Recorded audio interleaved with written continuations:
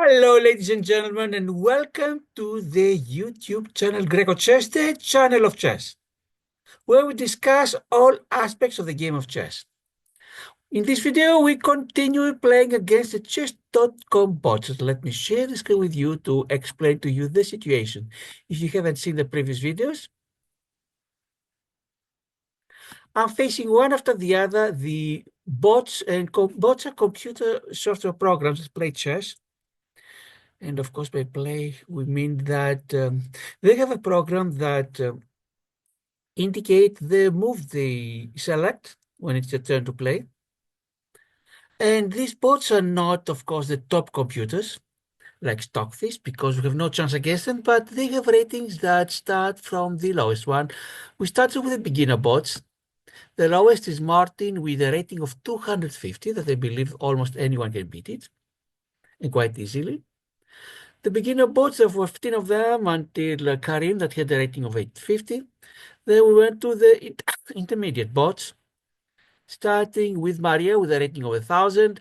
And most of them we defeated easily. A couple of them we had to play a few times again and again. But finally we defeated Matteo with a rating of 1,400. And it's now time for the advanced. We already defeated the easiest three, Wendy, Antonio, and Pierre with ratings of 1,500. Occasionally, I think for two of them we had to play more than once to defeat them, but eventually we defeated them. And now it's time for the 1,600 bot, starting with Pietro from. Let me. What we need to do is adjust this with Pietro from Colombia. 1,600, and given the fact that my rating officially 1,631 and unofficially 1,620, it seems that if Pablo plays according to his rating, it's going to be a very exciting game. But most of the bots until now have played below their official ratings. But let's see what's going to happen. I'm going to face Pablo at least twice, once with white, once with black. My goal is to win twice and then continue to the next one. Is going to be Joel from, let's see which country is that, from Albania. But let's see what will happen with Pablo. And Pablo says the following: Hola, would you like a game? I should warn you, I've been practicing. Okay, Pablo, let's see how much you have been practicing and if you can play, and if you can play at least as a 1,600 bot. I start with white.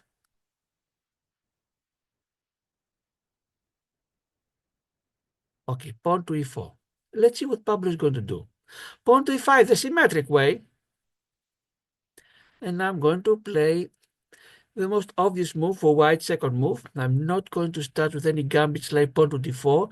Instead, my knight would go to f3. Knight to c6 for Pablo. Let's see, do you know the Scots gambit? I think he quote-unquote knows it, meaning that these bots have been fed the library, but let's see. Scots game, pawn to d4. No, that's not the best way how to deal with that. How can I deal with this? It's very tempting to win the pawn on e5 by either sending my knight here or sending my pawn here. But then the pawn, Pablo can easily take it back with his knight to e5. If I take it with my knight, then Pablo will force me to retreat my knight by playing pawn to d6.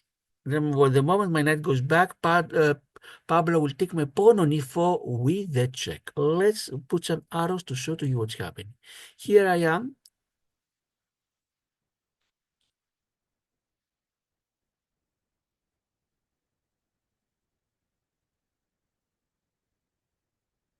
Let's try once again without the arrow disappearing. This is my move. This is Pablo's move. And the moment my knight goes back to f3 or anywhere else at d3, Pablo will take my pawn on e4 with a check, and that's not what I want. I don't want to have a Pablo's queen in the middle of the board with a check. If it was not a check, perhaps I could throw it out with my knight to c3. And that's why instead of doing all that, I'm going to exert pressure on him. Pawn goes to d5. Knight goes back to b8. For me, that is great news because Pablo wasted two moves, placing his knight on c6 and then back. That's what basically his knight did nothing. He wasted two moves for his knight going back and forth. It's a small advantage for me, the time as it's called, but then I'll continue developing. I'm not going to place my bishop on g5 and have pawn to f6 or things like that. I want a nice development with knight to c3. Pawn to a6. If I place my bishop on g5, his pawn goes to f6. I want something a little bit calm. Let me send my bishop where? Let's send it to d3. I'm developing and Pablo is not. His pawn goes to d6 and now he liberates his bishop on c8. I don't want it to land on g4 and pin my knight, so pawn goes to h3. Now his bishop goes to f6 and I'm going to pin his bishop. He cannot move the bishop. I have a small advantage, but this advantage can very, very easily disappear. I need to warn you. Pawn to c6. If he wants to take my pawn on d5, go ahead, because then look what's going to happen. My knight goes to d5, threaten the queen. His knight cannot take my knight because of the pin. His queen has to think where to go. If it goes, for example, here, I have a wonderful royal fork. Anywhere else, most of the squares, d8 is the only good square. Anywhere else, if he goes d7 or c7, I'm going to win the pawn on f6 after we exchange. I'm going instead to castle, kingside castling. Pablo doesn't like the fork, and that is why he is threatening my bishop. I'm going to sustain the fork. Bishop goes to h4.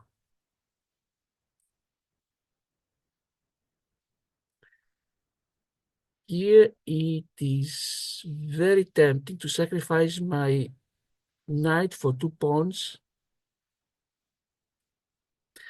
and then bring the queen to f3. There is a pin on the knight, and I'm going to try it. Let's see if it's going to work. As I say, if you win, wonderful. If you lose, you learn. But I wish I had learned less. So I'm going to win the pawn on g5, sacrifice my knight, get it back. And now I sacrifice my knight for two pawns.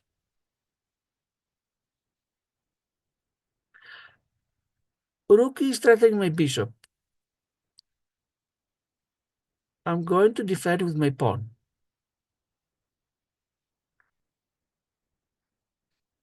Tries again. And I'm going to bring my queen to f3. And I'm taking the knight twice. What did he do? Bring his bishop? Oh, he brought his knight to d7.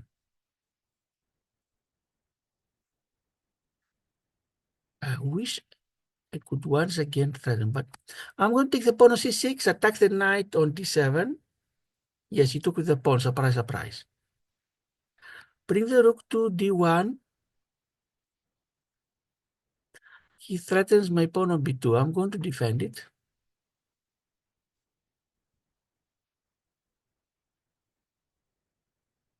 Bishop goes to b7.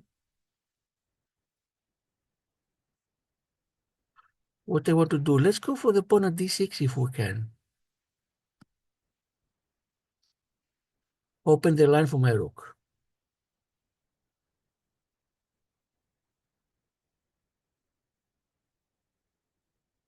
If the pawn, now we have the bishop on b7, not enough for the pawn.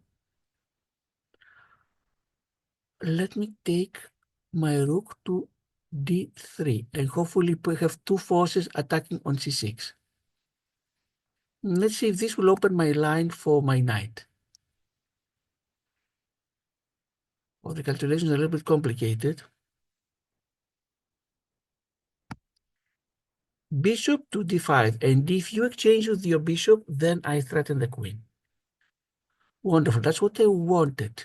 Win the queen. Finally, I got the queen. Lost piece or a sacrifice. Now let's see. There is a problem with my queen on f3. It's under attack. I'm going to send it back to d1.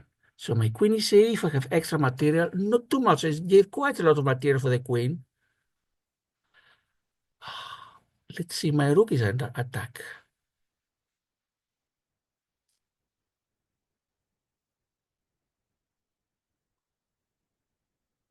My rook is safe on d6. It's also safe on e3. Let's put it here. And attacking the pawn on d5. On e5. Threatening my queen. Let's put my queen on e2. I don't think your bishop. Now, if it goes to a6, I want the bishop. Doesn't allow me to take the pawn on e5 because of a pin. But I'm going to attack the knight with my pawn on h5, and the rook cannot take it because my queen is attacking it. Yes, and if I take it, it's with a check, so he cannot just place his knight on f4.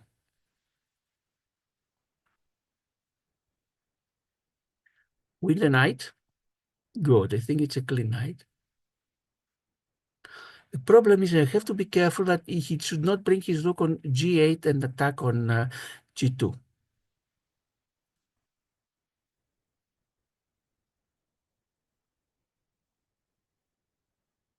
What can I do now? I want to exchange material. Can I attack the knight on d6?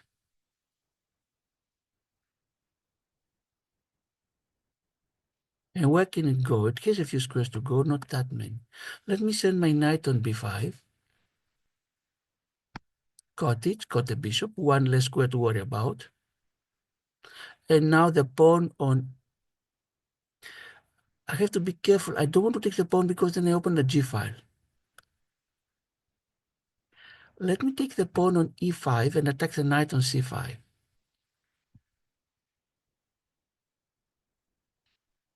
Because he's going to save the knight.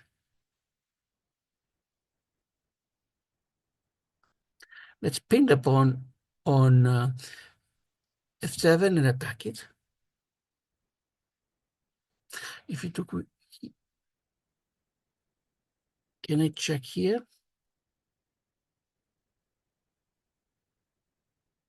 Can I start exchanges if I take, because in my head, yes, you see the +7, I'm way ahead in material. Perhaps his only chance is if he can find a rook on the g file and check on g2. That could be dangerous. So let's exchange as much as we can. Not a this time, let's try. Yes, I agree, but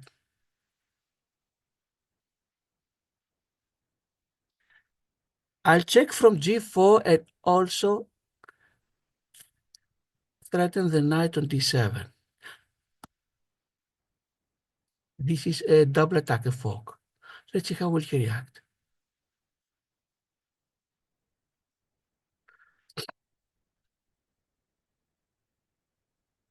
We have a problem, and you see the problem is that if I take his knight, then rook goes to g2, and this is what's called the windmill. My king can only go to h1, and then he has a discover check. So I think the best thing I can do is check from d4, again attack the knight, and then I'm going to block the g2 square. Yes, now he cannot do the trick he did before.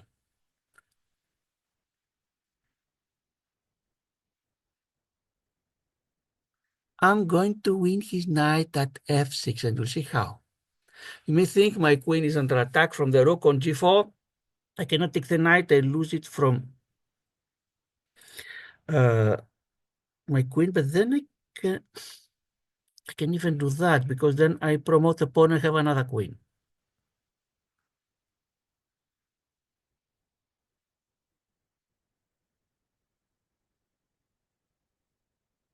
Okay, let's try this trick first. I promote with the queen.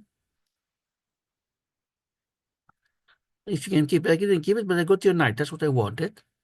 Now I have a plus 10, and he cannot check on G2. Really, if he could check on G2, it would be very scaring to say the least.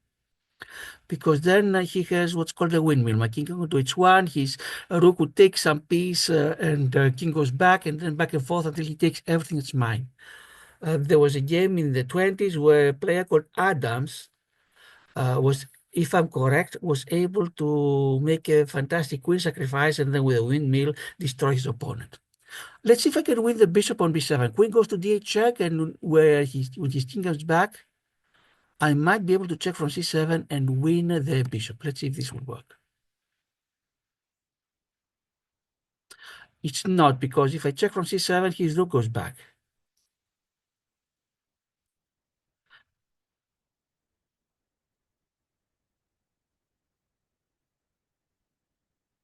That's right, and at least if his rook doesn't go back to g7, at least I win the pawn on a5.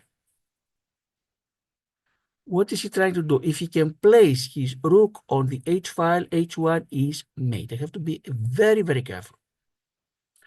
And I'm not planning to allow him to do so. Can I check from h5 and hope to win something with a double attack? Yes, I'm going to win now the bishop. Good. And now the game is near the end. I don't think there's any hope with just king and rook. And no pawns. No pawns that accidentally might promote.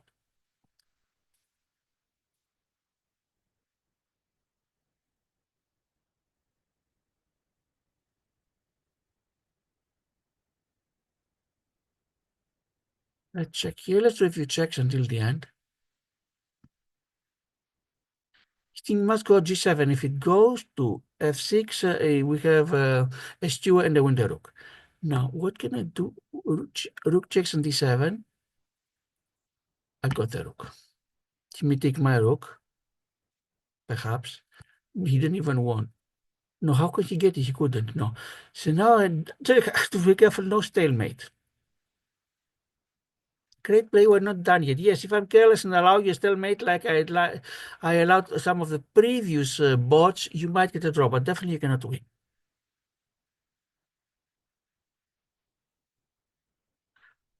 I'll try to go all the way with checks, so chances of stalemate is minimized.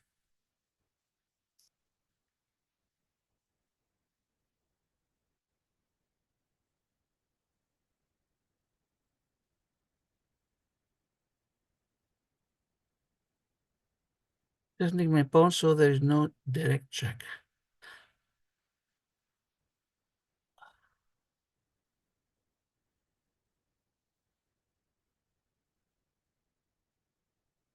Let's start pushing pawns. I don't think I have any check. I mean, I can check from e1, but there's a so what.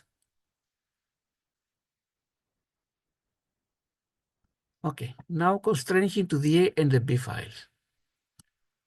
Now he's on the A file. If he took the pawn, there was mate in one move. Okay, check from c3, and I think next move is mate, whether he takes the pawn or not.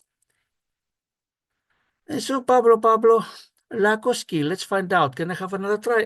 At the next video, Pablo, you're going to have white and I'll have black. But let's see, how did we do? Let's give a look at the game review. It seems that if you take the board seriously and pay attention, because there are quite a few points that things could have gone the other way, or at least given Pablo a chance, then you can defeat them. Not easily and not at every skill level, but at least at my level I can. Let's see game review.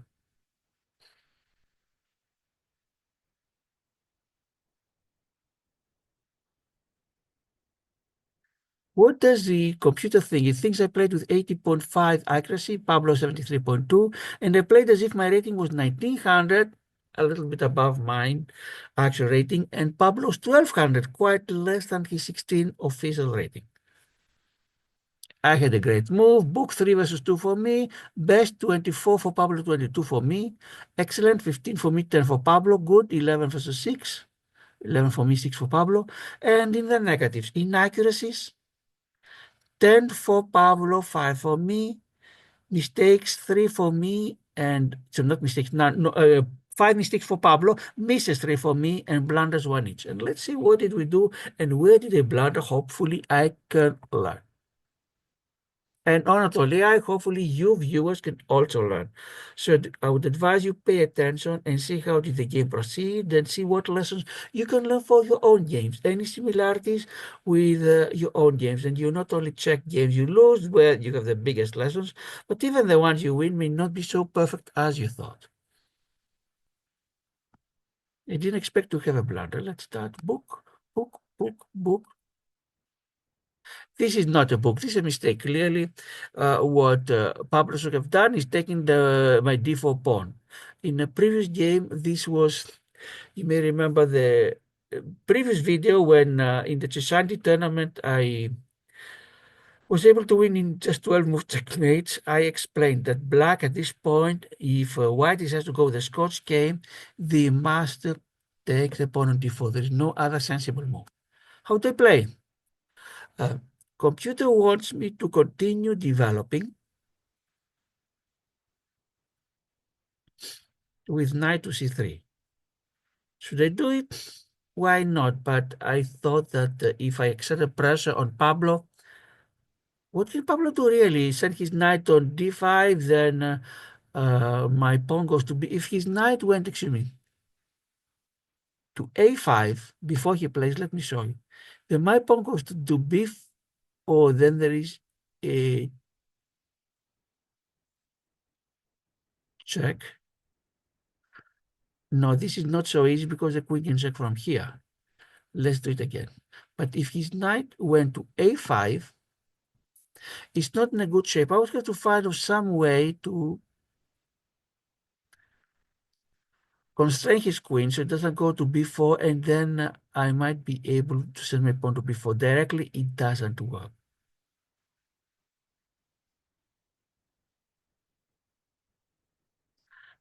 Because he takes my pawn, and even when the queen goes away, there's no threat. But clearly you don't want your knight to be at the edge of the board.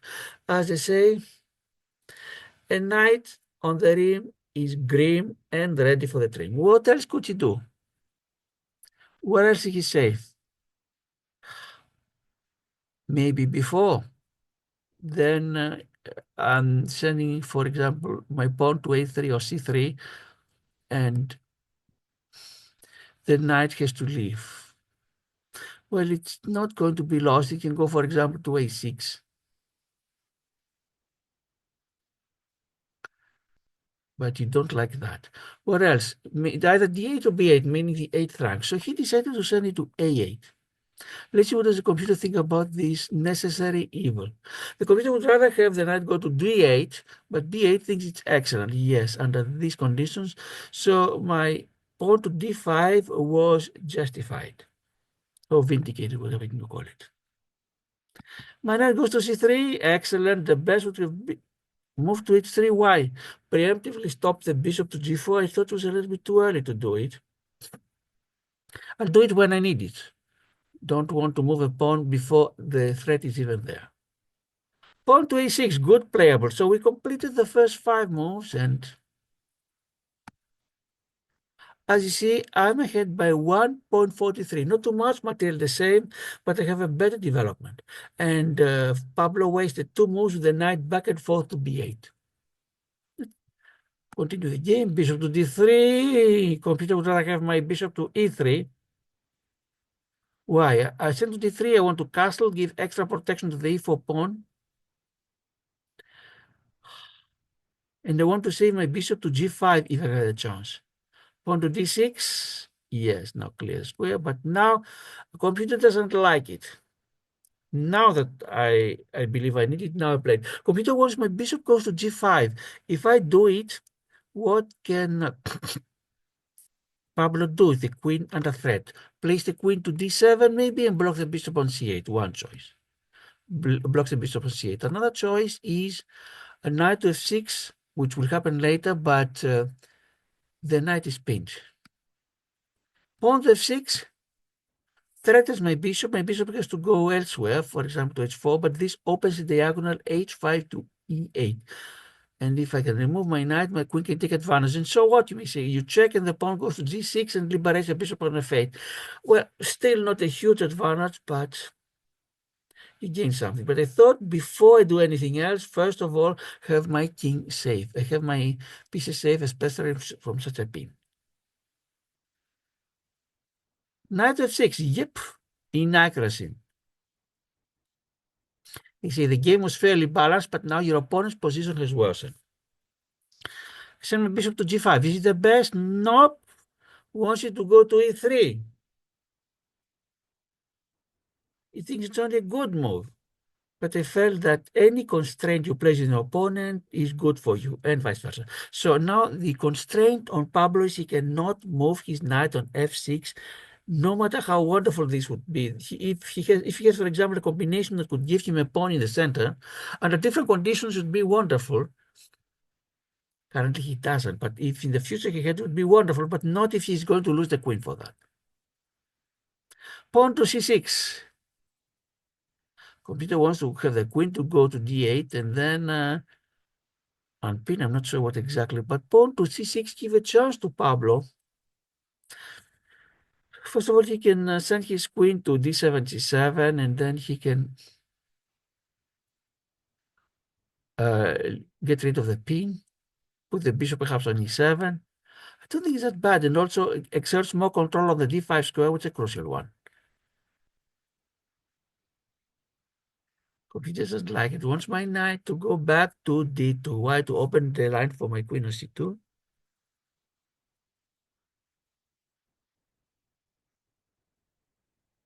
But why not castle now again? Pawn to h6. Inaccuracy is a computer. Bishop to g. Computer doesn't like me to keep the pin. Wants my bishop to go to e3. The computer again and again and again has suggesting my bishop to go to e3. Not a bad square, controls the square d4 of the center, has a nice diagonal, but I love the pin. And now pawn to g5. And I'm winning the, and now it's, after 10 moves, I have an advantage of 0.63. The game is almost even, thinks the computer. I don't think so. And I'm going to take my gamble. Knight to g5, and really, computer thinks this was a blunder and gives minus 2.05. Now, believe it or not, for a few more moves, as you see here, Pablo is ahead. I'm not sure why, really. Because I have a so strong attack, I sacrifice a piece, but for 2 pawns, so my material sacrifice is minimal. Again, computer thinks I'm down by 2.05. I'm pinning the knight on f6, ready to place my queen on f3 and win perhaps the knight. Rook to g8. Computer doesn't like it. Yes, if the bishop goes to a h6, think about it. I'm in a dilemma. What happened? Did I advance more than what I should?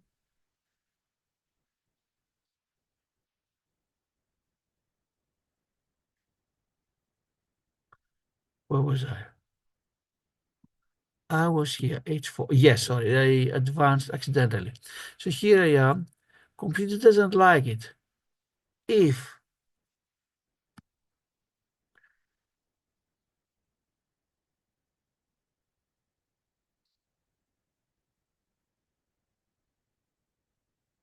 well, here we are.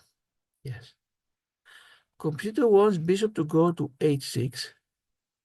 Not a bad move, because then my bishop is in danger.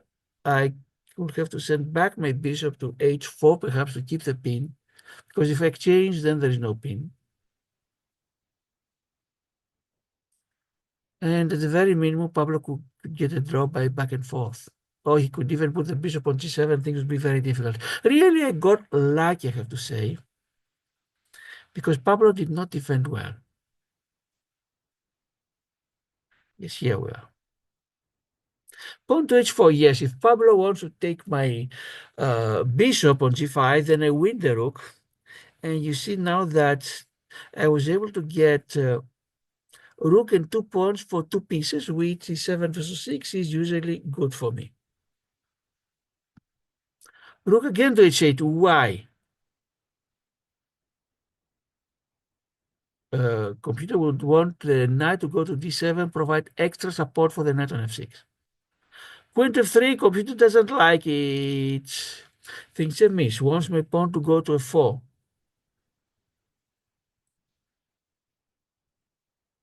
I threatened the knight twice, defended once. I have lost a piece for 2 pawns, so if I win a clean piece, I'm 2 pawns ahead. That's what I'm trying to do. How can Pablo defend? Perhaps bishop to g7, that's what I was afraid, but he decided to do something else. Knight to d7, great move. I don't like the knight on d7, protect the knight on f6. I cannot attack directly, but let's do the first step. And computer doesn't like it. Wants my computer queen to go to e3. No, I want to sustain the pin with 2 attackers on f6. And now I cannot take it because there's a pawn b7 takes on c6. But who knows later. Let's see what's happening. We finished 15 moves and Pablo is ahead by 1.96. It seems that my win was not an easy one, meaning I only won because Pablo would not play correctly from now on, but I put him, raised some tough questions for Pablo. And let's see where he failed. For me, at least, I know what move I did that was supposed to be the blunder when I took the chance to exchange my knight for 2 pawns and sustain the pin. Rook goes to d1. Yes, I'm threatening now. The pawn at d6. If I can place 2 rooks and win it, I have a great position. Rook to b8. Yes, king has lost castling rights as if the king would love to castle. If it castle queenside, it would be on an open board, the B open file. You wouldn't like it.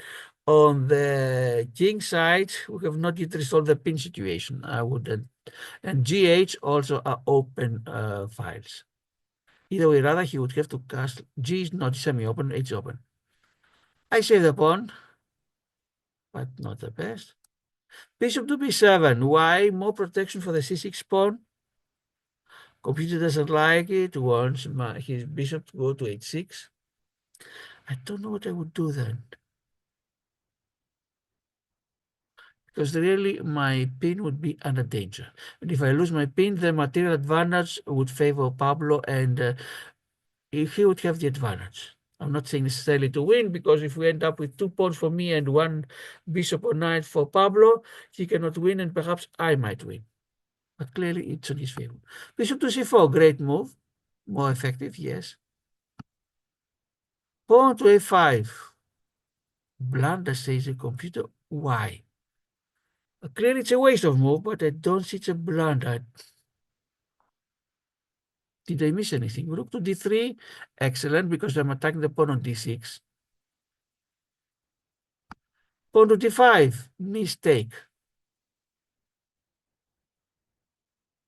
Because you get chance to capture a pawn in one material.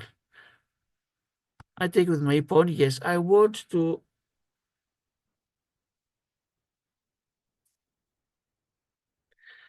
static changes to open the board, because although nominally Pablo has 1 pawn more than me, because it is a piece versus 2 pawns, the board, if it opens, Pablo's king is not safe at all. So long as there are plenty of pieces around it, this is not so obvious, but it will become. Pawn to c5, yes, takes back. We continued the first 20 moves, and from now on, things started changing. Pablo had a situation that for a human is difficult to face, especially for someone that is not very advanced, and he didn't do well. So the result is, although I'm down in material, you see the +1 for Pablo here. It's again a piece for 2 pawns. In reality, the computer thinks I'm doing better by 372. But let's see how game continues. Oh, bishop takes it. Pablo wants me to take with the knight, but if I take with the knight, he takes the bishop. And then my bishop takes and I don't have the pressure on f6. That's why I decided first a bishop, exchange bishops, and then knight on d5. Because then we really have double attack on f6 and not easy to defend. Yes, bishop could go to g7, but no, then I have 3 versus 2 defense. Well, let's see. I think I had a better chance if eventually my knight landed there and not the bishop. This is the best for Pablo to sacrifice his queen. Wonderful. If that is the best you have, what can I say? I take the queen, of course. The queen, I win it. Pablo takes the knight. The computer thinks instead of taking back the bishop, take my knight on c3. In either case, I have to think about my queen on f3. It's wonderful that I want the queen, but I should not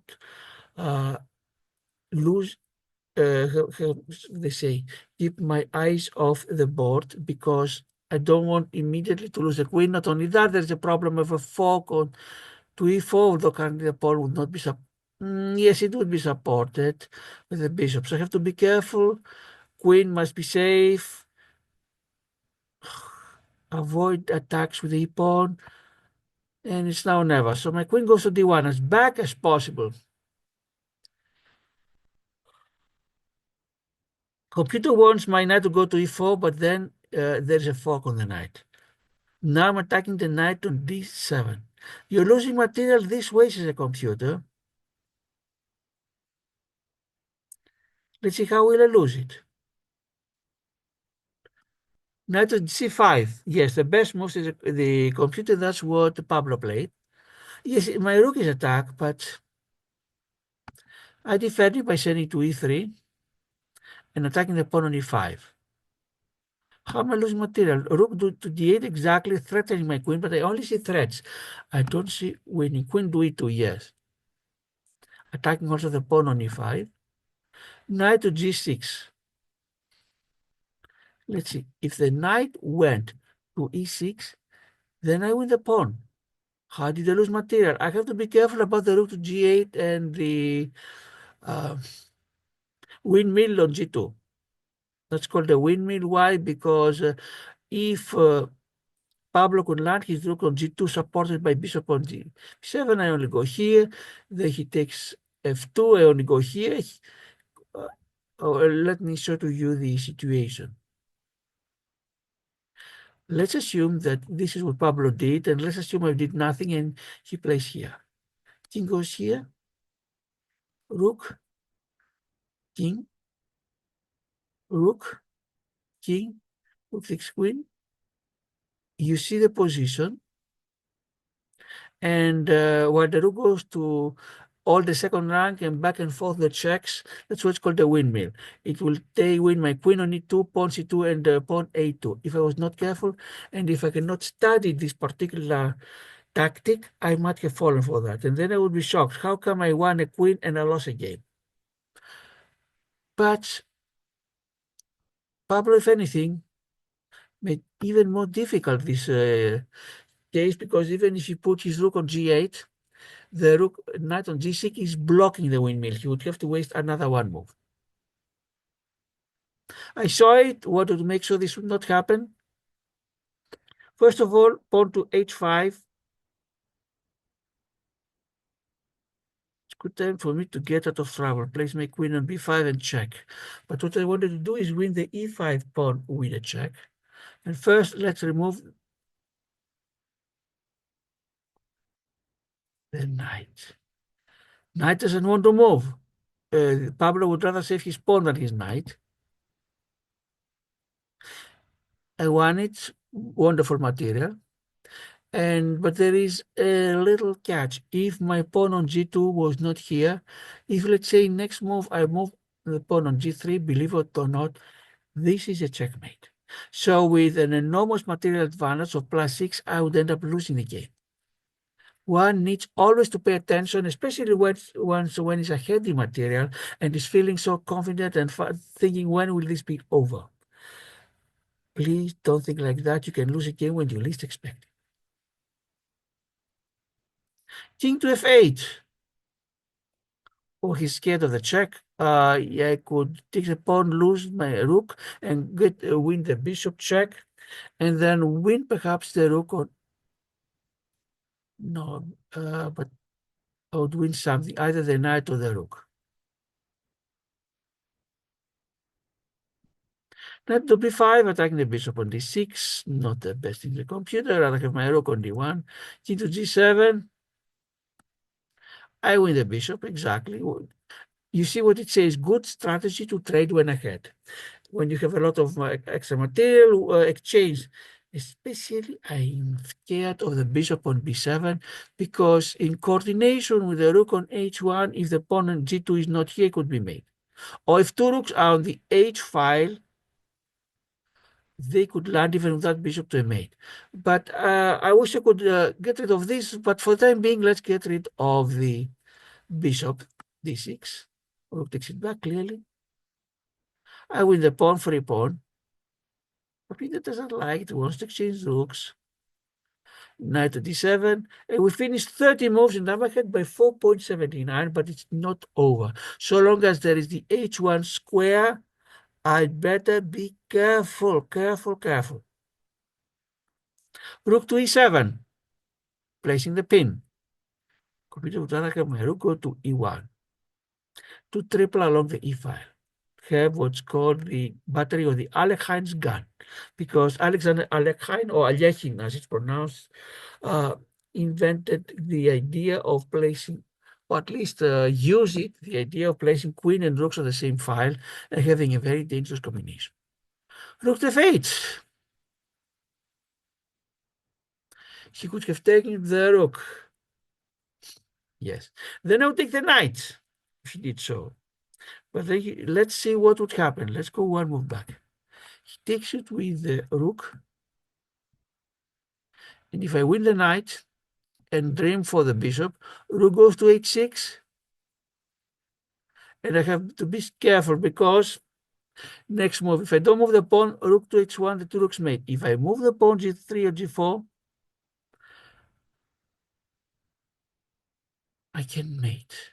He threatens mate on h6 if he takes with the rook. And I cannot even move my rook anywhere because, again, the mate is there due to my pawn and f2. What can I do? Let's try again. One here, rook goes here. My hope is pawn to f3, believe it or not, because then I give my king an escape square. And the check on h1 is not so dangerous because my king can go to f2. Yes, but why have to worry about it? That's what the computer, why not, no, why not give me this worry? That's what the computer is thinking. Pablo, at least try, it might work. But instead, for me, that's a wonderful gift. I'm exchanging rooks.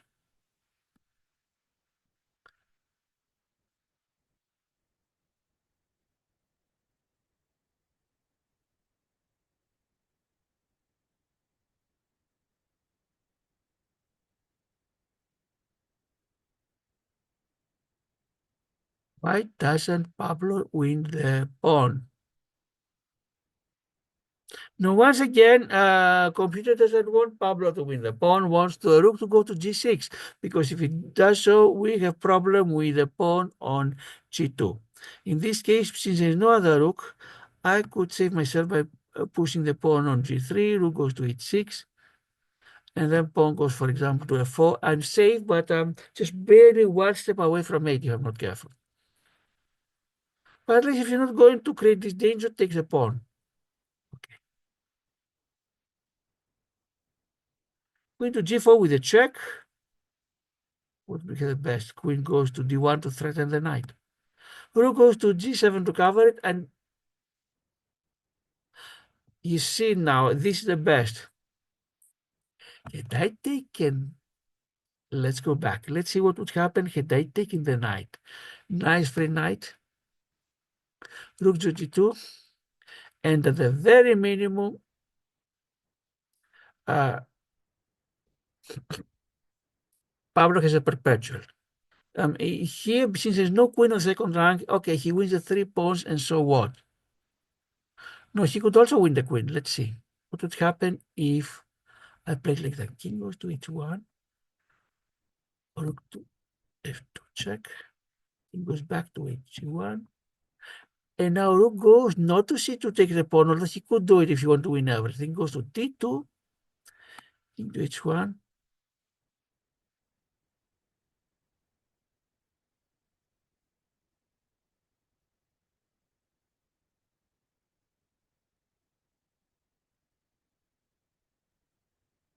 Let's do it once again.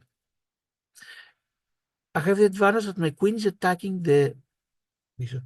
So queen takes here, rook takes here, king goes here. Here's a problem. He cannot continue the windmill because if his rook goes to f2, I win the bishop.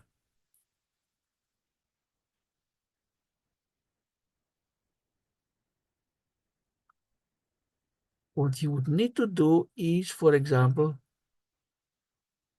place his bishop on f3 or somewhere safe. No, this would not work for Pablo, the windmill, because my queen is attacking the bishop on b7. Perhaps, but why take the chance? Instead, check from d4.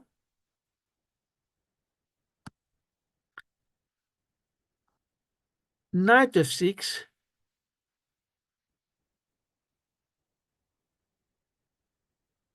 I cannot win the knight.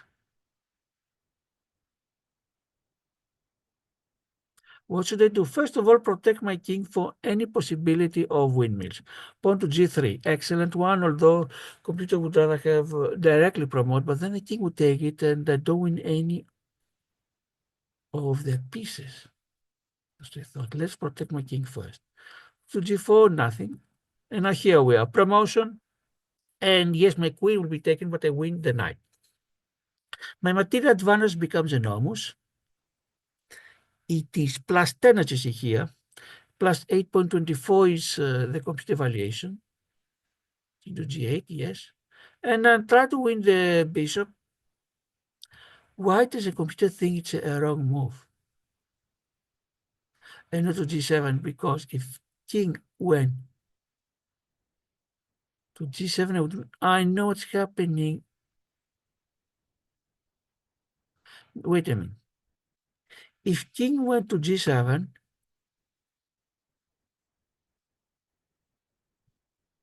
next move, I win the rook.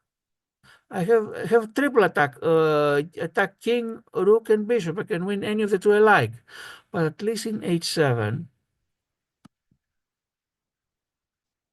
I check and rook goes to g7 and I win none. So I think that king to h7 was the best move. And the comment says they had a better way to evade the check from the opposing queen. Yes, but why would that be better? That's a problem with some of these comments. The coach comments don't explain too much and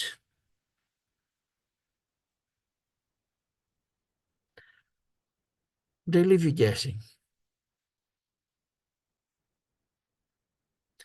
Yes, because now it is m12. Yes, because for a human that's impossible to see. The computer sees that with this move I have made in 12 moves.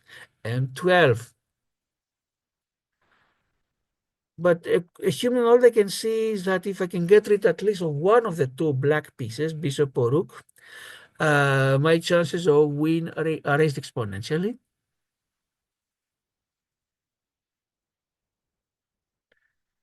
And I try to take this and have a 12-move combination that most humans cannot even see. Let's see how much I followed it. How many moves would I need? 39 to 22 moves. The M12, I need 22 moves to win. No, computer wants my rook to go to d1 for the mate.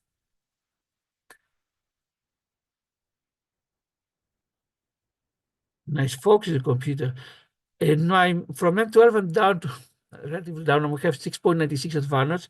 And computer thinks I have a nice fork. Yes, it is a fork, but with rook to g7, I win nothing.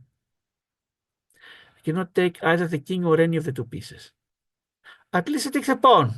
Better this than nothing. Or as you say in an English proverb, you don't see gift horse in the mouth. Something is free, you get it, although it may not be what you ideally wanted. Bishop to e4. Not sure what he gains by that. Now it's m10. I have mating 10 moves. I saw now that if I really wanted to be sure of a mate, I'd better win at least one of the two pieces, ideally both. There is no pawn, no chance that accidentally Pablo could promote, although the A pawn was blocked by ABC in front of it. But I don't have to worry about Pablo promoting anything.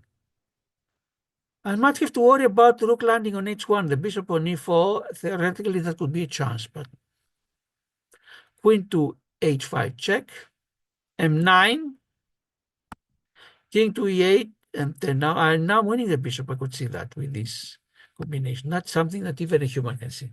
Rook goes to e4, and now I only have to face the rook. The chances of a checkmate of Pablo are very small. Because before there was a theoretical possibility of the bishop on this diagonal from a8 to h1.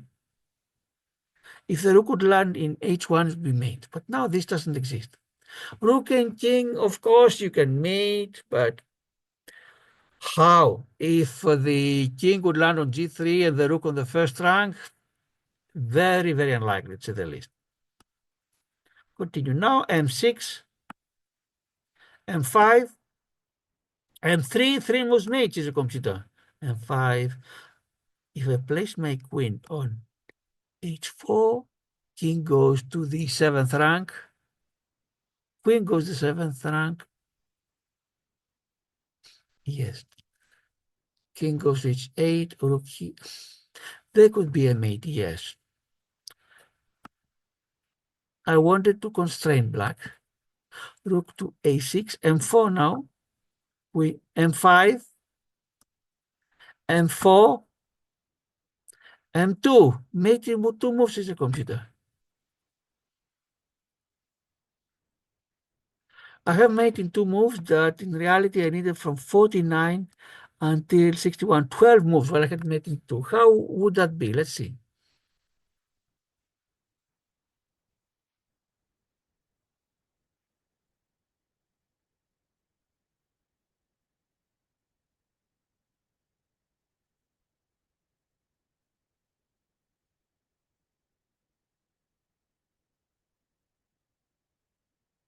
I know a nice combination I could win the rook very easily. If rook goes to d6, check, rook takes and queen on h6 and wins the rook. But mate in 2 moves,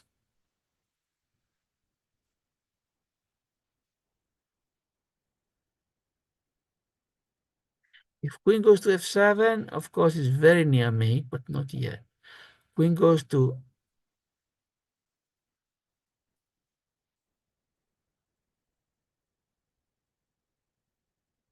rook to f7, check, king goes to e6. Queen to f5, it's not a mate.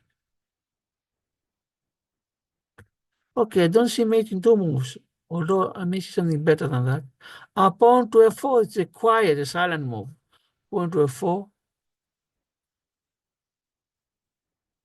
And how is this mate?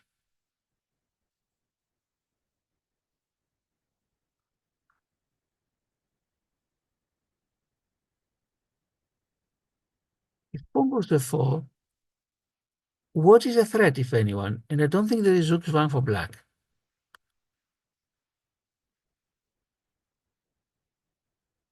Yes, queen goes to f7. That's the next follow-up. Pawn to f4 and queen to f7. Difficult to find it. If this was a kind of a puzzle in a chess magazine and they told you mate in 2 moves, what I would do is I would go one by one all the legal moves of white. How many legal moves white has? 1, 2, 3, 4, 5, 6, 7, 8, 9, 10, 11, 12, 19, 26, 33, 40, 43, 47. I would have to check one after the one, each of the 47 moves to find the mate. But I know I'm winning, so now it is mate in 4 at least. I win the rook, mate in 3 moves.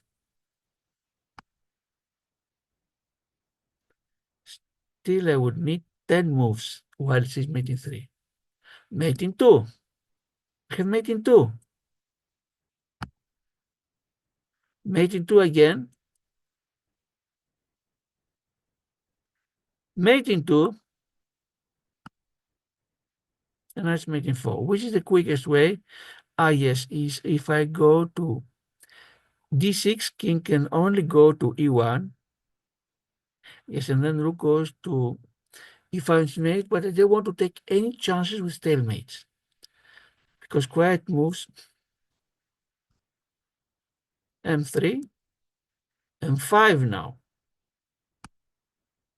m4, m4, m3, m2, m1, and not mate. And that's it with Pablo. We defeated Pablo with the white pieces on the very first attempt. You can close this window now.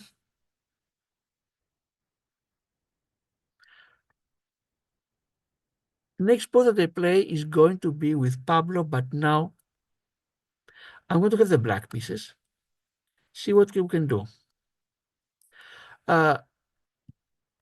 While I was playing, I felt that my win was relatively easy, but the computer would later say that I got lucky because the sacrifice I made with losing my knight for 2 pawns and keeping the pin on the knight on f6 was basically unsound. It's not the best way to win, but I tried very hard. I was able to see in advance some traps that Pablo might have placed on me, especially on the h1 square. Pablo, see you next video, and let's see how the tournaments are going. Tournaments have been following.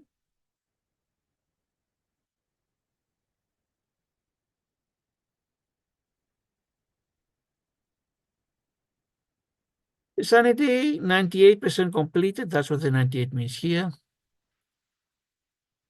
1 game away from the end, and you know which one. It is when Maxim Govorukha is playing versus Barak 7, hopes to win the game to tie. Otherwise, Barak 7 becomes champion, even with a draw.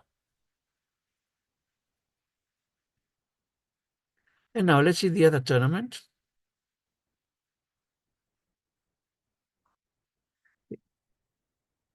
Where the second round is near the end, and we'll have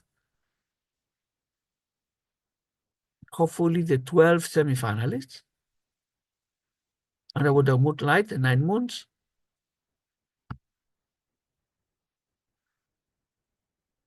Group 1, same story. We're waiting for Zanilor to complete his games.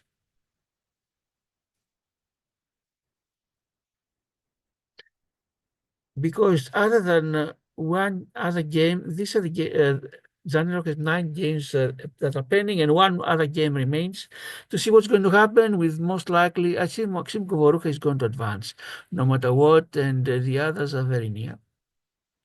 Group 2, it's over. 1 game remains. Group 3, it's really over. We mentioned who advanced.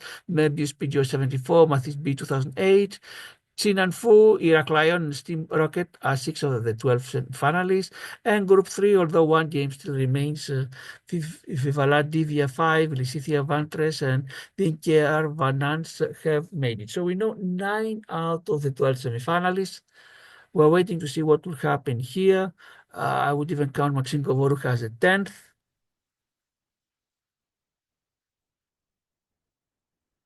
Who can pass Maxim Govorukha? Nobody with 9 points, yes. Nobody know. AMT and Zaniro can pass him, but with he'll be even assert he's passing.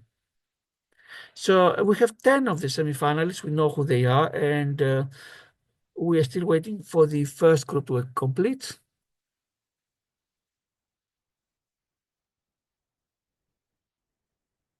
And that's it for this video, ladies and gentlemen. Thanks for watching. Thanks to all the viewers, the subscribers, the comments, the likes.